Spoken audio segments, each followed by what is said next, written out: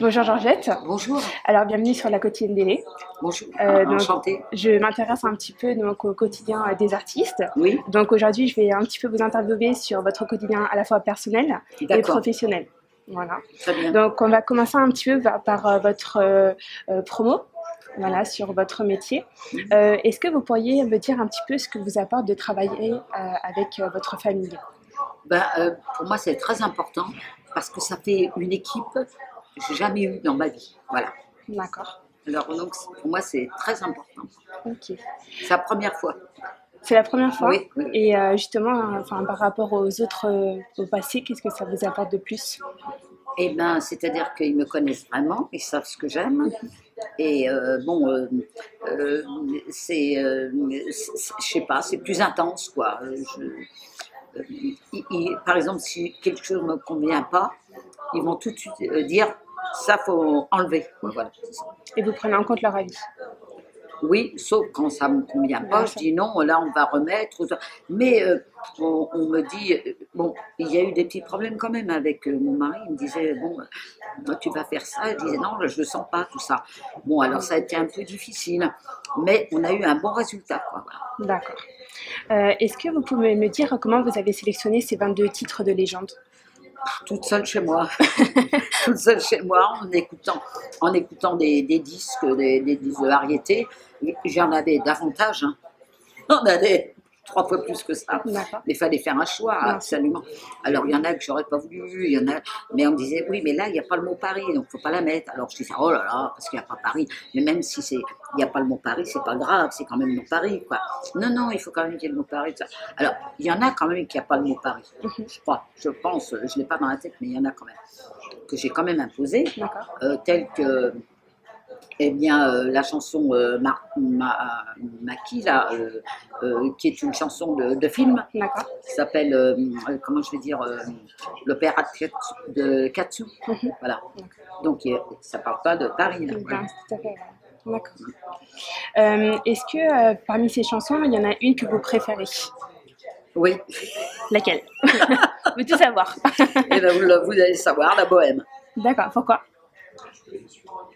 Parce que ça me rappelle un tas de choses, ça me rappelle avant que je sois chanteuse, et puis je pense des fois aux peintres, Modigliani, les tableaux, ils ne mangeaient pas dans les rues, tout ça, et puis surtout parce que c'est Monsieur Aznavour, et pour moi c'est le summum de la chanson française.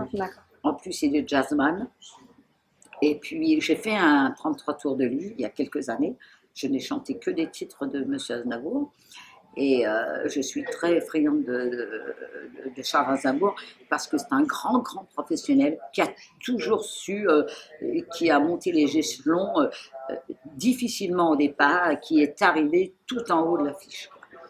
Et il a un talent fou. Pour moi, il a un talent fou. Et est-ce que vous connaissez un petit peu justement son avis sur... Non, je ne connais pas du tout. Par contre, il avait fait une dédicace qui a été reproduite sur tous les 33 tours. Il m'avait fait une dédicace quand même. Parce qu'à l'époque, on m'avait proposé, avec les vinyles, de chanter toutes des chansons de gens connus, hein, très connus, aussi bien que Aznavour que Beko, tout ça. J'ai dit, je ne chanterai qu'Aznavour, sinon je ne le fais pas. Et c'est vrai que j'étais déjà... Et là j'allais remettre ça avec ce CD-là. Alors là, on m'a arrêté un peu parce qu'on m'a dit, ça ne va pas recommencer. C'est plus que de l'amour et de la passion, là. On m'a dit, alors des fois, vous savez ce qu'on met des fois sur un truc, sur mon portable, quand je dis, Charles Aznavour, vive l'Arménie. on me met, alors je dis, mais c'est pas vrai, parce qu'il dit, ça y est, alors j'ai une copine, elle me dit, ça y est, je t'ai acheté Aznavour, là, il a ses CD derniers à Cuba, tout ça qu'il a fait, j'ai trouvé ça super et tout ça. Je sais pas, pour moi, ce qui est bizarre, c'est que j'ai démarré avec des chansons d'Edith Piaf, que j'aimais aussi Aznavour, mais ça a pris de plus en plus d'ampleur. Vous savez pourquoi? Parce que ces chansons me correspondent, les textes sont très intimistes. Et puis, je sais pas, il a toujours, je vous dis, il a toujours monté. Il s'est jamais contenté de ce qu'il avait fait au départ. Et moi, ça m'a toujours impressionné. Et oui, on me dit, mais tu parles que d'Aznavour, non? Pourquoi pas faire un duo alors avec lui? Essayez, non? Je suis pas tellement duo, non. D'accord. Vous voyez, même je pense que je le verrai en face. Que Je ne sais ça même pas revient si pas. on s'entendrait. On s'entendrait parce que je pense qu'on a sûrement un caractère très opposé. Mais le talent, pour moi, c'est quand quelqu'un a du talent, c'est indéniable. Et comme je suis une femme intègre, ça ne sort jamais de la tête, quoi. Je veux dire, pour moi, il a un talent. Et que je le rencontre ou pas, ça ne changera jamais dans ma vie, quoi. Et même si je le rencontrais jamais de ma vie, je n'ai pas besoin de le rencontrer pour l'aimer. D'accord. Pour aimer ce qu'il fait, voilà, c'est ça. Non, mais ça aurait pu être pour partager un moment, voilà, un peu un rêve, voilà, de pouvoir faire un échange avec lui. Moi, c'est une admiration, c'est pas un rêve que j'ai. D'accord. C'est une admiration, c'est pas un rêve. Ok. Donc on continue, je voulais savoir un petit peu, donc vous avez justement réalisé un duo avec Sanseverino Oui, et sur le single À quoi ça sert l'amour. oui. Et donc exact. on a envie de savoir à quoi ça sert l'amour. À quoi ça sert l'amour? Oui, à quoi ça Ben, sert? pas à grand-chose. D'accord. Pas à grand-chose, parce que l'amour pur, euh, la passion, moi je suis plutôt passionnée de tout ce que je fais. Et puis même quand j'étais amoureuse de mon mari, j'étais passionnée. Alors voilà. Alors l'amour, je ne sais pas ce que c'est, le mot amour, ce que ça définit en fait. La définition du mot amour, à quoi ça sert l'amour? Oui, l'amour ça sert à rien en fait. Donc on met passionné en fait, plus la Moi, passion je suis qui plus doit. une passion. Malheureusement, la passion, bon, on tombe toujours souvent d'un piédestal, mais je suis plus passionnée. Bon, je peux être amoureuse, mais je peux être jalouse, mais on est tous un peu jaloux, Bien hein, c'est sûr. sûr. Mais si vous voulez, si un homme ne m'aime plus, je me dis, eh ben, il faut faire une dépression, il faut passer le cap, mais il ne faut pas s'accrocher, parce que de toute façon, tu ne lui plais plus. Bien sûr.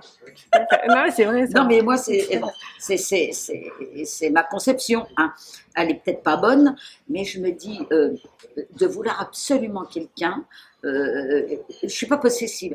Je suis amoureuse, je peux être amoureuse, passionnée, mais la possession, je trouve que s'accrocher à quelqu'un quand la personne ne vous aime plus, c'est une erreur fatale. Oui, puis c'est Ça un peu peut objet être très aussi. dangereux. Comment?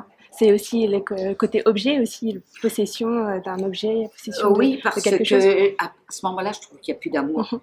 Quand on aime vraiment quelqu'un, eh ben, à ce moment-là, il faut se dire, on se sépare. D'accord. Enfin, c'est ma conception. Même si c'est dur à vivre, il vaut mieux, je me dis, c'est dur, même un an de dépression, parce que c'est sûr qu'on ne peut pas le calculer, qu'on va faire la dépression. Ouais, ça. Mais je me dis, en fin de compte, je préfère l'avoir faite, et puis au moins, je sais où je vais. Maintenant, quand je revois mon ex-mari, eh ben, si vous voulez, on est comme des copains.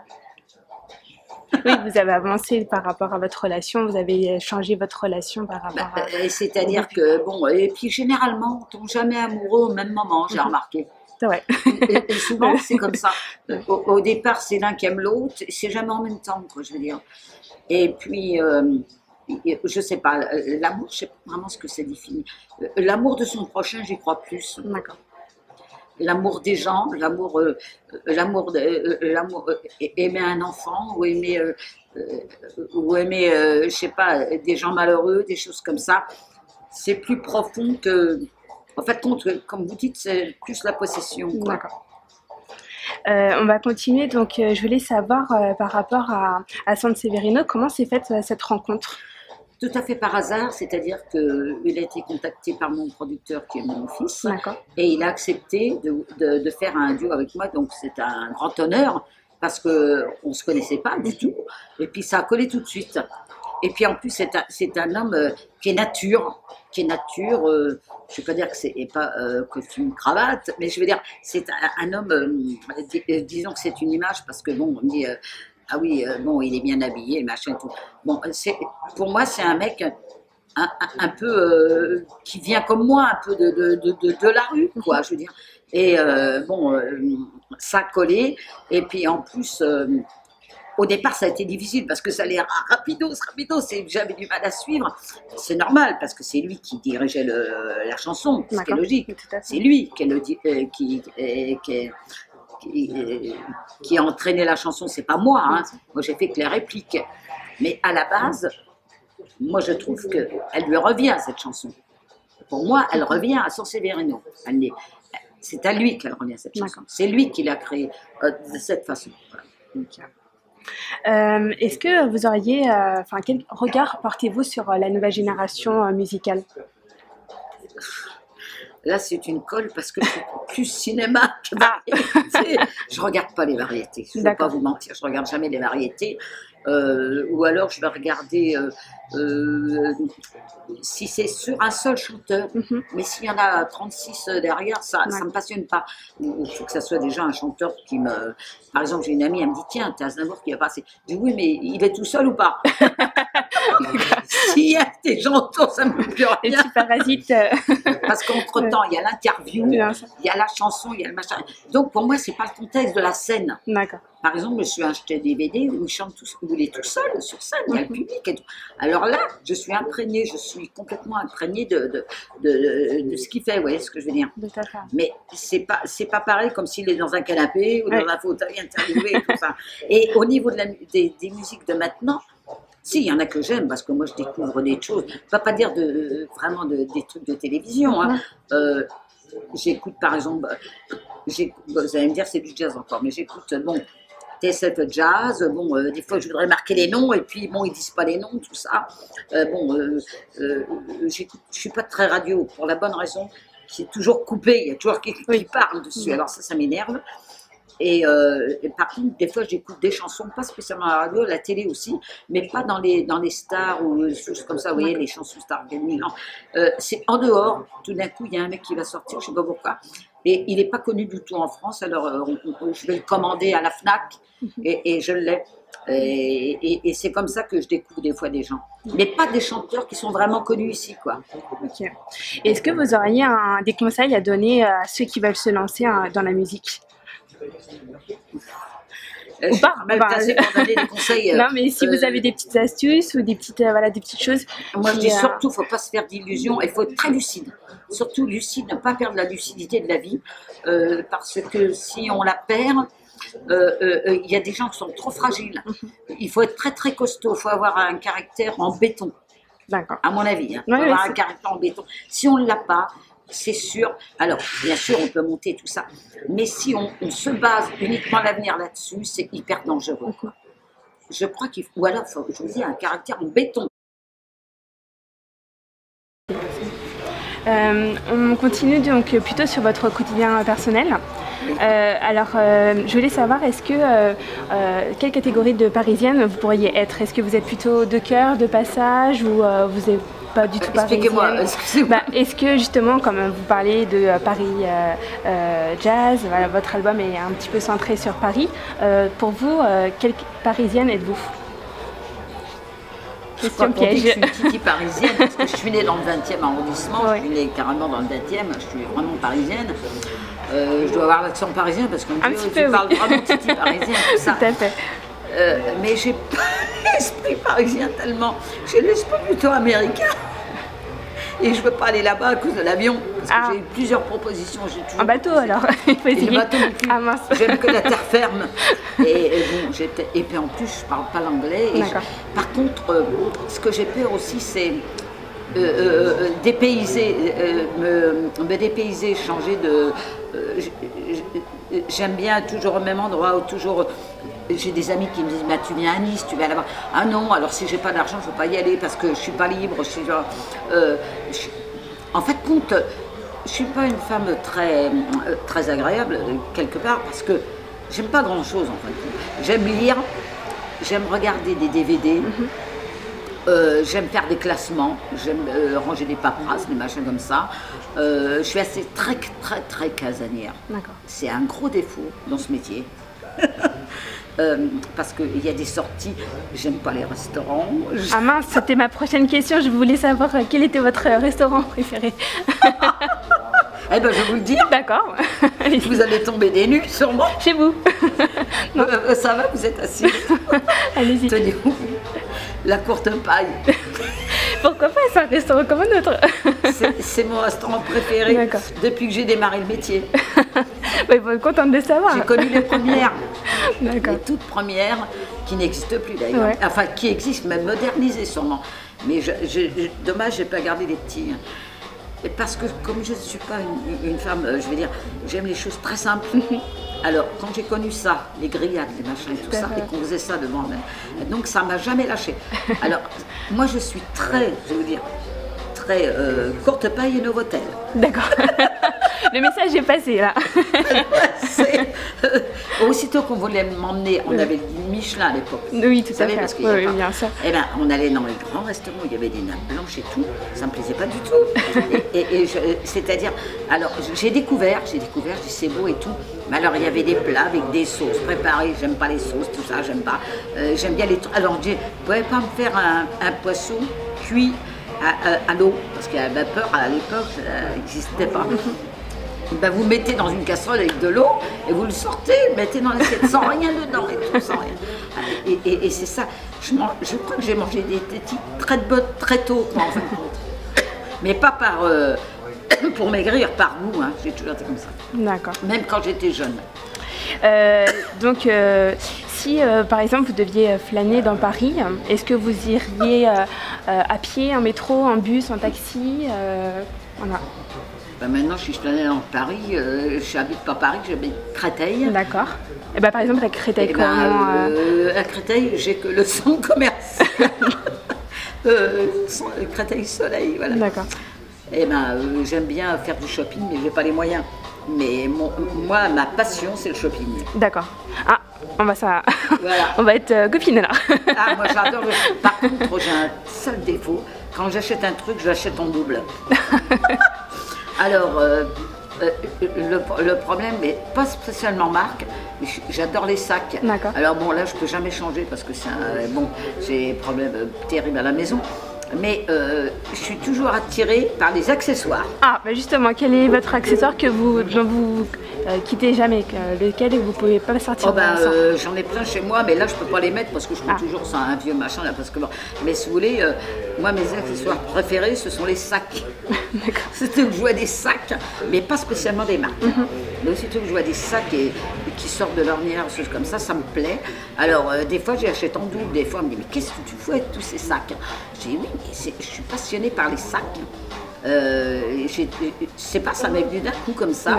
Et j'adore le cuir surtout. Et malheureusement c'est très cher. Tout à fait. Alors quand je pouvais, j'achetais au moment des soldes des sacs en cuir. Alors j'en ai plusieurs à la maison que j'ai mis dans des compactors. Effectivement.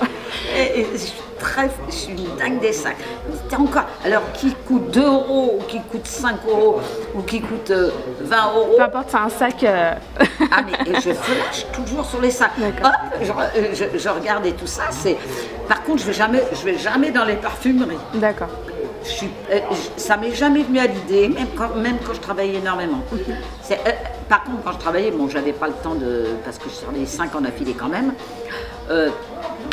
Ça m'est arrivé d'un seul coup, parce qu'à l'époque, on n'avait pas tout ça non plus. On n'avait pas tous ces centres commerciaux, tout ça. Et alors après, direction sac. Alors, en plus, je suis assez sac, pas sac à dos, mais sac sport, plus les sacs sport.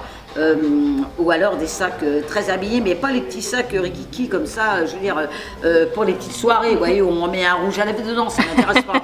Et j'aime pas les besaces en plus, j'aime bien les sacs. Et c'est vrai que j'ai un sale défaut, je ne sais pas si c'est un défaut, bon, c'est plus fort que moi, des fois je dis, bah non, je ne le fais pas, mais même si c'est, je vous dis, dernièrement, même si c'était, bon, comme j'ai pas les moyens, eh bien, je vois une boutique qui a des petits sacs à 5 €, 3 € et tout ça, eh bien, je les prends. Et même si je ne m'en sers pas, je me dis, mais ça fait rien, je les offrirai plus tard. Parce que je me dis, mais alors, j'ai une amie, je lui dis, mais tu ne te rends pas compte le prix que ça coûte, et là, c'est de la qualité. Elle me dit, oui, mais un sac, c'est un... Je dis, non, parce que là, c'est de la qualité, tout ça. Alors, j'essaye de faire l'article, je ne suis pas vendeuse et tout ça, mais j'ai dit, non, mais là, je sens que là, c'est du beau pour pas cher, et là, tu vas avoir le même pour 3 fois plus cher. Alors, je me dis, elle me dit, mais ça sert à rien d'acheter, t'en as déjà. Ça fait rien, je le prends, parce que plus tard, il me servira, même si c'est dans 2-3 ans. Voilà. J'ai un sale défaut, c'est vrai. Je suis très shopping, mais malheureusement, j'ai pas d'argent. Mais je suis pas shopping pour les parfumeries. Je ne rentre pas ni dans les parfumeries. Je vois plein de jeunes hein, qui rentrent dedans, aussi bien des gens âgés et tout ça. Par exemple, j'aime pas les fleurs. D'accord, bon, bah, il y en a une à côté de vous. Je le dis parce que je voulais toujours le placer un jour. Quand on m'offre des fleurs, pour moi, c'est l'enfer. Aussitôt qu'il faut rentrer à la maison, couper toutes ces tiges, mettre de l'eau, prendre un vase et tout, c'est une catastrophe. Je me dis, mais alors là, je me dis, mais quand est-ce qu'on pourrait, quand on fait un gala, on s'offre des fleurs, mais si systématique. Je dis, mais je comprends pas. J'aimerais mieux, je sais pas, encore une peluche, au moins, bon, ça peut servir à rien, soit un truc. Mais les fleurs, ça m'a toujours. L'indifférence totale, j'ai horreur des fleurs. J'aime pas les fleurs parce que les fleurs, je considère que c'est bien dans un bel appartement avec un petit pot, un machin comme ça. Et puis alors, c'est une contrainte. Il faut constamment changer l'eau, il faut couper les tiges, effectivement. Et ça m'énerve. Et puis à la base, les fleurs, c'est pas fait pour être coupé. C'est vrai, c'est vrai. Je vois des fleurs sur des tombes et tout, mais je vois pas des fleurs dans les vases et tout. Alors ça décore les restaurants, ça fait très très beau. Mais moi je sais que j'ai dit mais comment passer le message aux gens pour me dire ne pas m'offrir de fleurs dans les galas. Ah bah, c'est le moment ou jamais là. Alors, je me dis mais un jour je faisais avec Abomino, j'étais avec comment il s'appelle, avec Brassens, M. Brassens qui m'avait pris en première partie. Lui, on lui avait offert une corbeille de charcuterie. Mais moi j'ai dit lui il est gâté parce que moi c'était que des fleurs et des fleurs et des fleurs. Mais bon, si vous voulez, à la limite du fromage. Je sais pourquoi les fleurs, parce que ça fait très spectaculaire. Bien sûr. Sur scène. Et moi j'aime pas ça. Alors je me dis pas. Alors quand j'ai quelqu'un avec moi où je rentre en gala, je les donne. Alors je me dis c'est idiot quoi, de m'avoir offert ça. Mais on dit oui mais les gens sont contents. Je dis oui, mais on ne pourrait pas donner, je sais pas, ou une petite puce. Pourquoi cette tradition, elle est tout le temps réelle à l'heure actuelle? Pourquoi il n'y a pas eu un changement? Je sais plus, on n'est plus déjà à la même époque. Oui, pourquoi on ne peut pas offrir une corbeille de fromage ou de charcuterie? Eh bien oui, pourquoi pas, pourquoi ou alors, je sais pas, même une pluche, même un truc, c'est marrant, quoi, je trouve. Il y a des pluches qui sont superbes maintenant, c'est vrai, il y a des super pluches. Il y a des trucs hyper marrants maintenant, c'est plus comme dans le temps où c'était pas terrible, maintenant il y a des trucs hyper drôles et tout. Je trouve que c'est mieux, quoi. Mais j'ai dit, ces fleurs, je trouve que c'est impersonnel. D'accord. Non, le message est passé en tout cas. Pardon? Le message est passé. Mais moi je trouve ça impersonnel. Oui, tout le monde offre des. Ça serait personnel, oui. Et puis je me dis, je suis une femme pratique. Je me dis, si j'ai mon petit-fils, au moins on pourra me donner la pluche. Eh ben, c'est une très bonne idée, effectivement. C'est une utilisation de 2 en 1, voilà, ça fait plaisir autant à l'un que l'autre. Voilà, effectivement. Et même moi aussi, je ne l'ai plus après, mon petit-fils. Au moins, c'est pratique. J'aime bien les choses pratiques. C'est peut-être aussi ma condition de parent ouvrier, qui est comme ça. Parce qu'on n'a jamais eu de fleurs chez moi non plus. D'accord. Est-ce que vous auriez un dernier mot à faire passer à ceux qui ont vu l'interview? Qui ont quoi? Qui ont vu l'interview. Est-ce que vous auriez un petit mot à leur faire passer, à leur dire? Ah bah s'ils ont eu la patience de m'écouter, je les remercie amplement. Et puis je les embrasse tous. Et puis je sais pas s'ils ont écouté le CD ou s'ils l'écouteront. Et peut-être que dans les 22 chansons, il y en a qui vont leur plaire, peut-être. Moi j'ai un petit faible pour la bohème, mais c'est pas le disque d'Aznavour non plus, on va le dire. Non, c'est pas ça. Mais j'aime toutes les chansons. J'aime aussi, je m'en fous pas mal, des Piaf. Et puis j'aime aussi les chansons de Trenet et puis les autres. Je les aime toutes, de toute façon. J'aime toutes les orchestrations. Alors j'espère que certaines personnes aimeront. De toute façon, je remercie tout le monde. Et j'espère qu'ils seront contents du CD s'ils l'écoutent. Merci beaucoup Georgette. Merci à vous, très bientôt. Et merci pour le message, pour les fleurs. Il n'y a pas de souci. C'est sympa. À très bientôt. Vous êtes la première en fait. Ah bah, il faut une première à tout. Voilà. Merci beaucoup. Merci, au revoir. Au revoir.